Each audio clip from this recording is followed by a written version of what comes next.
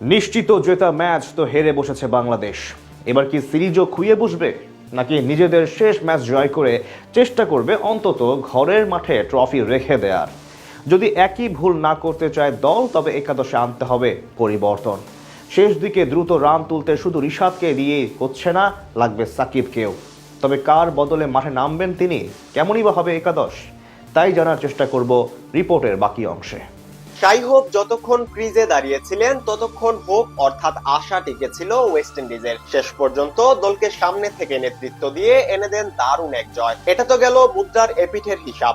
এবার চোখ দেয়া যাক মুদ্রার ওপিঠে ক্যাপ্টেন মেহেদী হাসান মিরাজের দিকে। দলকে হারাতে যা করার দরকার ছিল সবকিছুই করেছেন তিনি। বোলিং এ ভুল সিদ্ধান্ত, সুপার ওভারেও ভুল সিদ্ধান্ত, তাতে নিজেদের ইতিহাসে প্রথমবার সুপার ওভারে মাঠে নেমে ম্যাচ হেরেছে বাংলাদেশ। অথচ সুপার ওভারের আগে জয় নিশ্চিত হতে পারত টাইগারদের। এদিকে এমন হারের মাধ্যমে 9 নম্বরে উঠে আসার স্বপ্ন শেষ হয়ে গেছে দলের। এখন শুধু অপেক্ষা করতে হবে সিরিজ না হারানোর। যে করেই হোক অন্তত সিরিজটি জিততেই চাইবে টাইগাররা। আগামীকাল 23 তারিখ দুপুর 1:30 মিরপুর শেরেবাংলা জাতীয় স্টেডিয়ামে মুখোমুখি হচ্ছে দুই দল। সিরিজ নির্ধারণের লড়াইয়ে তবে কি একাদশে কোনো পরিবর্তন আনবে বাংলাদেশ?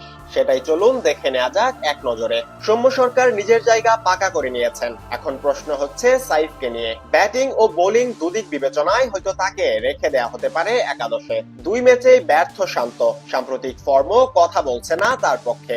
সিরিজ নির্ধারণী ম্যাচে তাই মেহেদী মিরাজ সঠিক সিদ্ধান্ত নেবেন কিনা সেটাই এখন সবচেয়ে বড় প্রশ্ন। যদি শান্তকে বসিয়ে দেয়া হয়, নাইম শেখ ফিরতে পারেন দলে। এটাই তো বাংলাদেশের জন্য এখন একমাত্র অপশন। এদিকে 4 নম্বর পজিশনে খেলবেন তাওহিদ হৃদয়। যেহেতু দ্বিতীয় ম্যাচে তাকে 3 নম্বরে খেলিয়ে কোনো লাভ হয়নি, তাই 4 নম্বরেই ফিরবেন হৃদয়। এদিকে কচ্ছপ গতিতে কিছু রান এসেছে মিরাজের ব্যাটে, এই যেন স্বস্তি তার। তিনি ব্যাট করবেন 5 নম্বরে, অথবা মাহিদুল অঙ্কনকে উঠিয়ে আনতে পারেন তার উপরে। উইকেট কিপার হিসেবে সোহান টিকে গেছেন তার 24 বলে 23 রানের ইনিংসে ভর করে, যদিও গ্লাভস হাতে ভুল করেছেন তিনি। এদিকে বোলিং নিয়ে থাকছে যত প্রশ্ন।